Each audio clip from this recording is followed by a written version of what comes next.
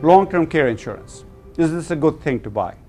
If you're still working, if you're between the ages of 55 and 65, which are the sweet spots, absolutely you should be looking at a long-term care insurance policy.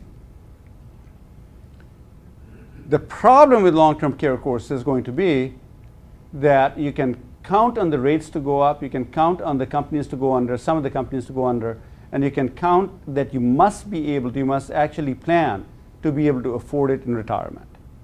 Now, why do I say that? Because these are what's called experientially rated policies. And what that means is every fiscal year, every year, the insurance company will say how much money did we take in by way of premiums and how much money did we pay out by way of claims.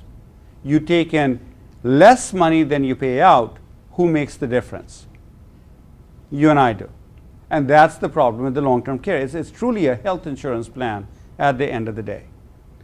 So you have to look at all of this stuff, and if the rates keep going up, every year I get about 2 or 3 calls in my office where people will be asking, can you help us get our money back from the insurance company? And I'm saying, well, what happened to your money? Well, where's the insurance company to do with it? Well, we've had this long-term care insurance policy, can't afford it anymore, and we've paid $80,000, $100,000, $120,000 into it. A huge amount of money over time. And the answer is no. It's a use it to lose it policy. So be careful with that.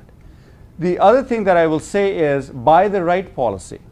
There are many people who have the long-term care insurance policy, and if you have it, I don't think I'm going to ask you to drop it. You have what you got, we'll deal with what you have. But if you're starting to buy a policy, then buy the right policy, and the right policy is one that will pay a lifetime of benefits, not 2 years, not 3 years.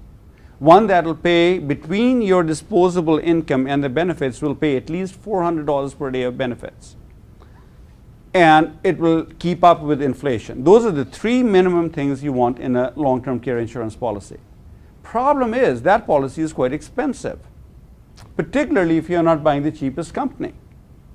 So if you're buying a New York Life policy, if you're buying Genworth, if you're buying some of the bigger companies, then it gets to be expensive policy, and you might end up bargaining with the insurance agent and saying, well, how about if I just buy half the amount of benefit now and we'll talk about the rest later.